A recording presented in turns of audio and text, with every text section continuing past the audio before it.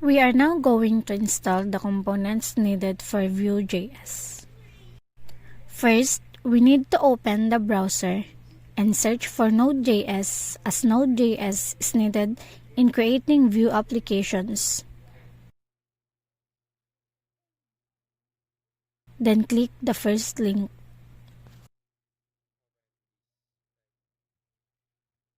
Then there we go. As you can see, there are two options which is recommended for users and the current version. We will choose the recommended as it is more stable for many users.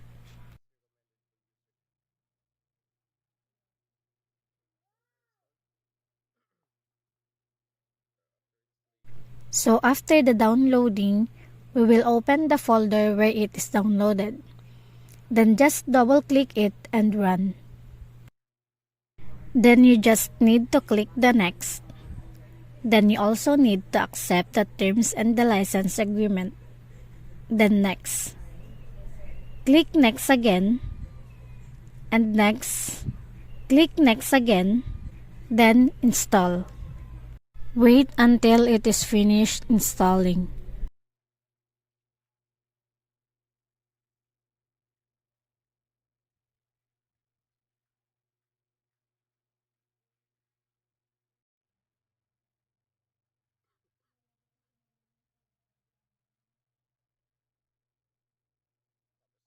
Then click Finish. We also need to check if the Node.js and npm is already installed by typing the command node-v for node version and npm-v for npm version.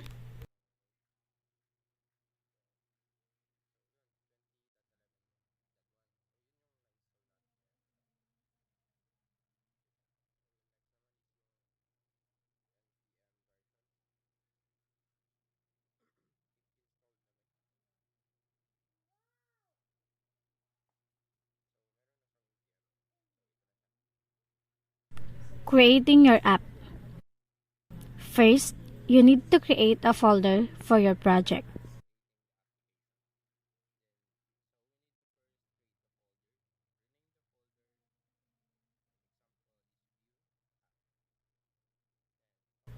And open the folder. After that, click the directory above and type cmd and hit the enter. It will open the command prompt with the directory of your created folder. Then go to the browser, then search and select Vue.js.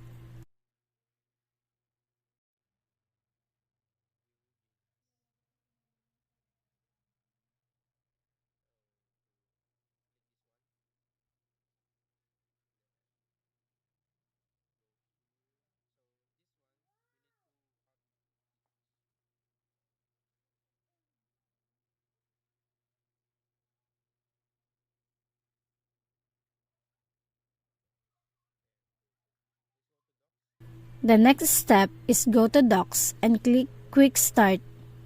You need to scroll down to see the Creating an Application section and the npm command. The next is copy the npm create view at latest command or type it in the command prompt, then enter. Just hit enter.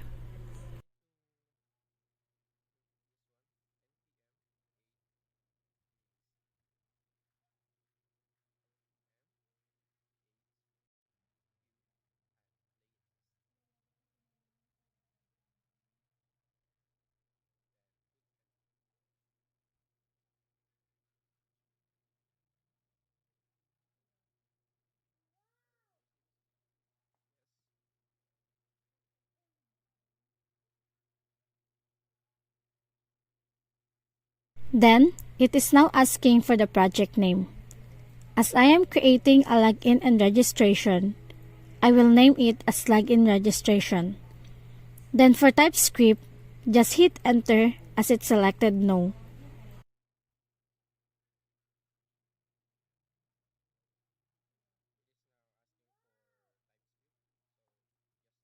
Then no again for JSX. Then enter. Just select no for all the options.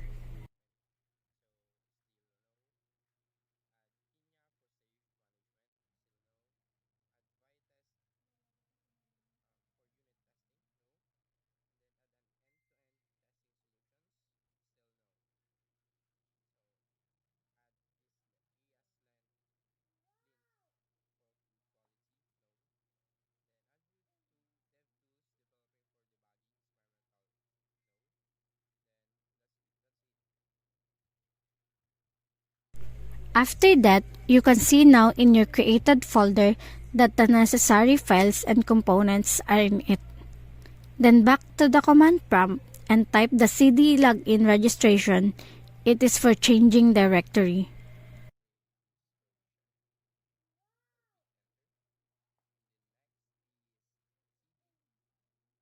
Then next is the npm install.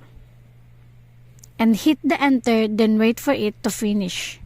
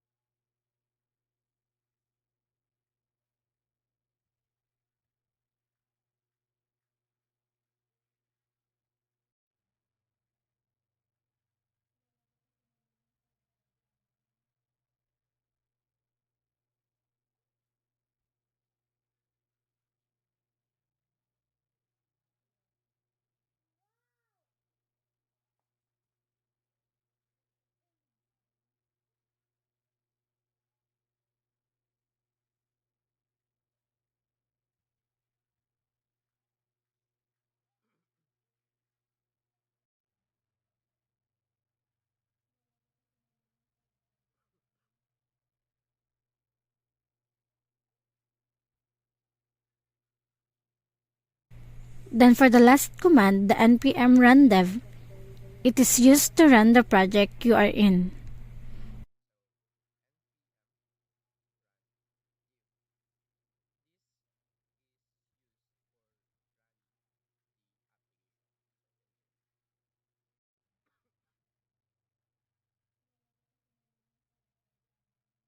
Then you can see a local host,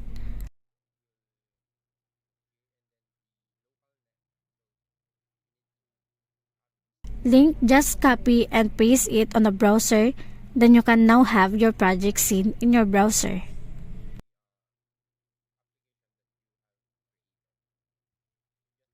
To open the project on the VS Code, we just need to drag the project folder to the VS Code. Then after that, you can now edit your application codes here.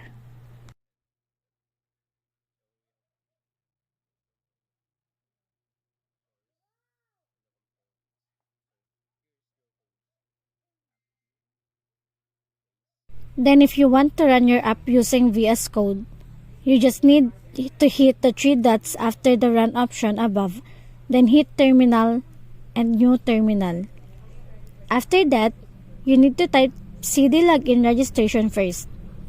I entered login registration because it is my application name. And then next is type the command npm run dev to test your application. Then same as before, you need to copy the link, then paste it to the browser. If you want to edit your app, you need to go in the app.vue and edit your code there. And try to run it by typing npm run dev in the terminal.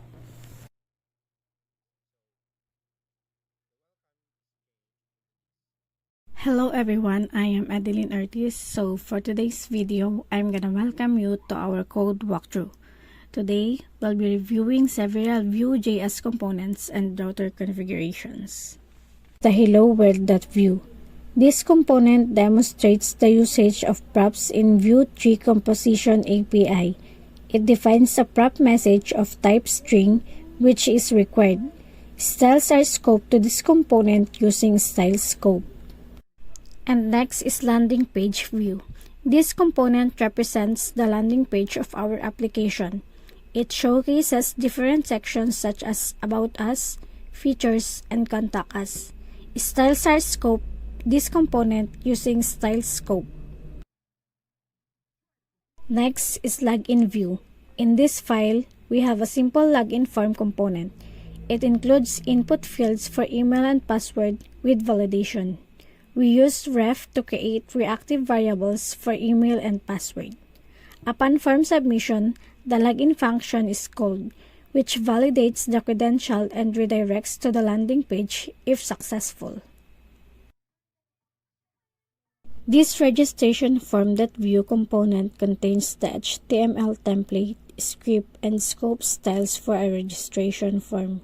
It allows users to enter their email and password to register for an account. The form submission triggers the register function, which performs the registration logic, and upon successful registration, redirect the user to the login page. And the next one is welcome item.view. This is a reusable component for displaying welcome items. It includes a slot for dynamic content insertion, such as heading and login form. Styles are scoped to this component using style scope. And the next one is router or index.js. Here, we configure our Vue router. Routes are defined for the login page and the landing page. The default route redirects to the login page. We use create web history for web history mode routing. Finally, the router instance is exported. The app view. This file serves as the main component for our Vue application. It contains a router view element which dynamically renders the components based on the current route. We import ref and use router from Vue for reactive values and router instance, respectively. Import ref from Vue, import use router from Vue router. Styles are scoped to this component using style scope. And the next one is the main.js. This file initializes our Vue application. It imports necessary dependencies such as Vue, the root component or app.vue, and the Vue router instance. The Vue application is created using create app and mounted to the DOM.